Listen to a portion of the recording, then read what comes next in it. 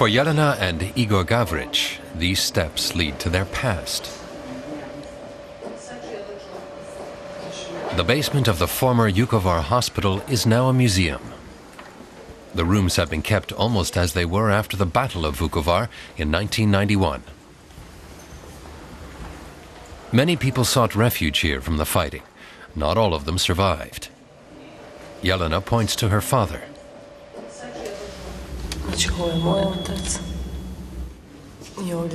And that's Igor's father.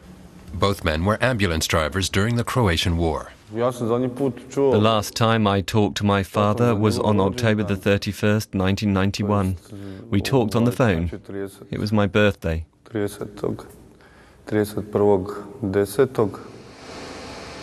Dragan Gavrić was later executed by Serbian troops in the cellar of the hospital, along with 170 other Croatian men. The trauma of the war brought Jelena and Igor together. They were married 3 years ago. In 1991, the Yugoslav People's Army attacked Vukovar and lay siege to it for nearly 90 days.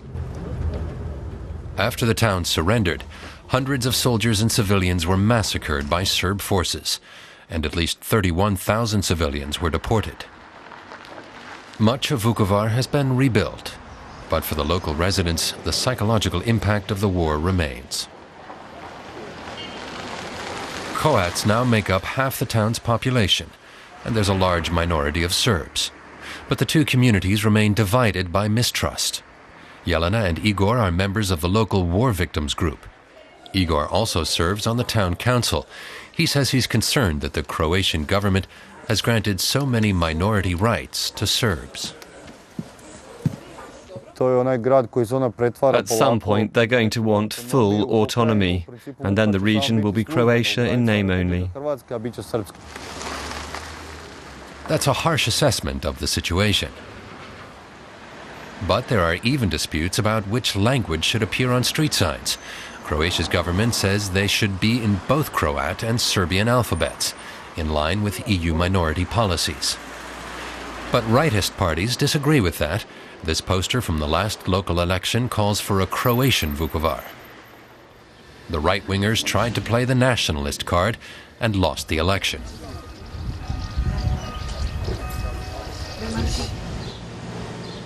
Srđan Antić, an ethnic Serb, says that gave him hope that the two communities will eventually be able to live in peace. Reconciliation has made progress, but it will take time.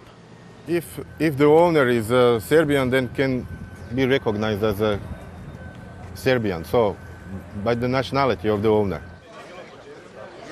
The Serb cafe is right next door to the Croat cafe. At this point, the two communities merely coexist.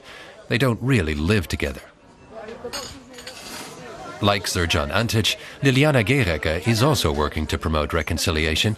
She belongs to another local minority, German-speaking residents. She wants a better future for the town. These storks have built a nest near the European House Vukovar, which is also home to some aid organizations. Gajreka says Croatians must work together to promote reconciliation. Peace begins with us. Both ethnic Serbs and Croats are taking part in this workshop.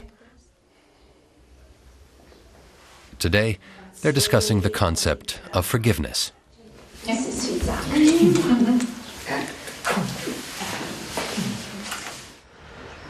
But Igor and Jelena, who both lost their fathers in the war, are not yet ready to forgive.